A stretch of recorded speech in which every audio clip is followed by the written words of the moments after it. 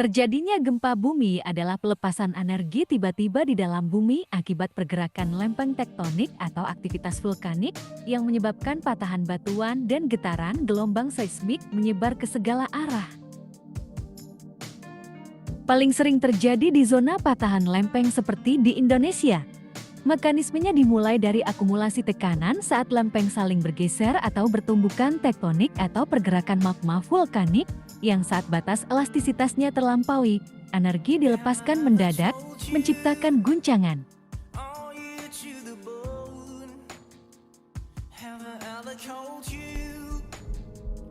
Dari ketinggian ribuan kilometer di atas permukaan planet ini, bumi terlihat damai. Birunya samudra membentang tanpa riak. Pegunungan berdiri tenang, dan awan putih menggulung lembut di langit.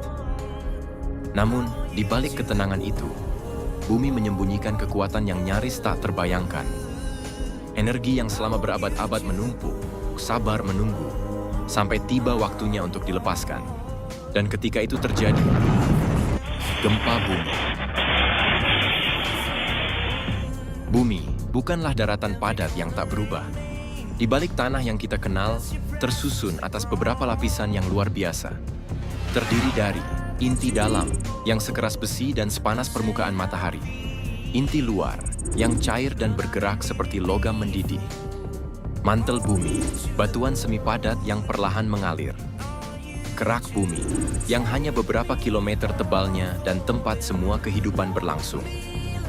Di kedalaman inti bumi, suhu bisa mencapai setara panas permukaan matahari.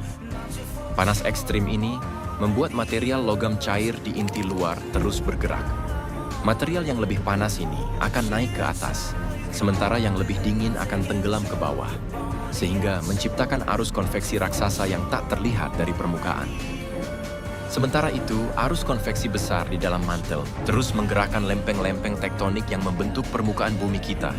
Ketika lempeng ini bertemu di batasnya, berbagai hal bisa terjadi. Mereka bisa bertabrakan atau zona konvergen, bisa saling menjauh atau zona divergen, dan bisa saling menggeser atau zona transformasi. Pergerakannya mungkin hanya beberapa sentimeter per tahun, tapi tekanan yang tercipta sangat besar. Lempeng-lempeng ini bisa terkunci di titik tertentu selama puluhan hingga ratusan tahun. Dan ketika gesekan itu tak lagi mampu menahan akumulasi energi, terjadilah pelepasan dahsyat, seperti bumi bergetar dan tanah berguncang, yang kita kenal sebagai gempa bumi. Gempa bumi bisa terjadi di mana saja, tetapi beberapa wilayah menjadi medan utamanya ialah cincin api Pasifik, tempat sebagian besar gempa besar dunia terjadi. Mid-Atlantic Ridge, jalur retakan raksasa di dasar samudra, dan Alpide Belt, jalur yang membentang dari Eropa ke Asia Tenggara. Ketika gempa bumi terjadi, para ilmuwan menggunakan alat bernama seismograf. Alat ini mampu merekam getaran sekecil mikrometer dalam bentuk garis-garis bergerigi. Semakin kuat gempanya, semakin besar garis yang dibuatnya. Kini, kita tidak lagi hanya mengukur getaran, tetapi juga mencoba memahami besarnya energi yang dilepaskan menggunakan skala moment magnitude. Skala ini tak hanya memberi angka, tetapi mengungkap dimensi energi dari setiap gempa yang terjadi. Menariknya, setiap kenaikan satu angka dalam magnitudo setara dengan peningkatan energi 10 kali lipat. Artinya, jika terjadi gempa bermagnitudo 7, bukan hanya lebih kuat dari magnitudo 6, tapi 10 kali lebih kuat energi yang dihasilkan. Energi yang dilepaskan oleh gempa bumi diukur dalam satuan joule. Tapi bagi kita, angka itu terlalu abstrak. Maka untuk memahaminya, kita bandingkan dengan sesuatu yang sudah lama menjadi simbol daya destruktif, yaitu bom nuklir. Saat gempa magnitudo 6 mengguncang, melepaskan energi setara dengan 10 bom atom Hiroshima. Pada saat gempa magnitudo 7 mengguncang, kekuatannya melonjak, setara dengan lebih dari 300 bom nuklir yang diledakkan. Jika mencapai magnitudo 8, maka kita berbicara tentang 10.000 bom Hiroshima dilepaskan dalam hitungan detik. Dan pada magnitudo berskala 9,1, energi yang dilepaskan mencapai 300.000 bom Hiroshima yang diledakkan. Cukup untuk menggeser daratan, memicu tsunami lintas benua, dan mengubah sumbu rotasi bumi. Namun, di balik setiap getaran terdapat penyebab yang berbeda. Ilmu seismologi dan geofisika membagi gempa bumi ke dalam beberapa jenis, berdasarkan sumber dan proses terjadinya. Yang pertama ialah gempa tektonik. Terjadi karena gesekan antar lempeng. Jenis ini yang paling kuat, paling luas, dan paling mematikan.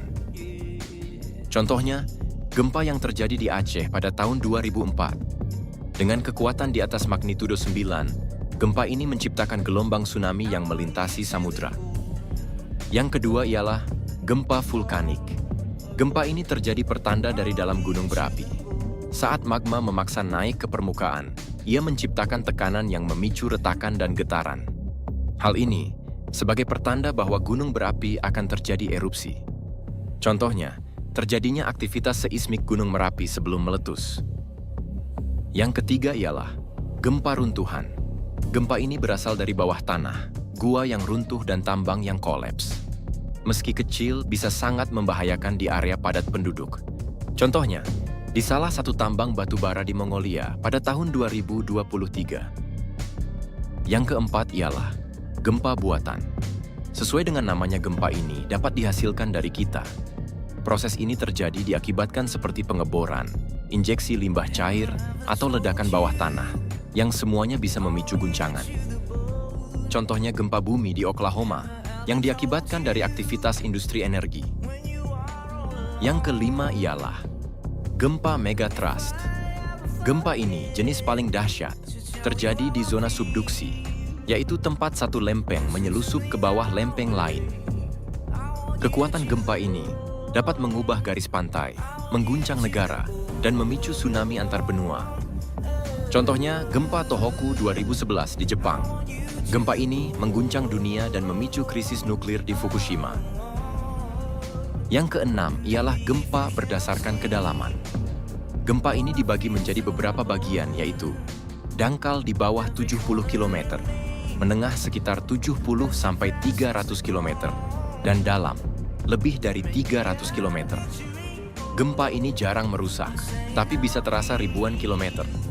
Contohnya pada gempa Flores Timur pada tahun 2021, dangkal, tetapi terasa sangat kuat di permukaan.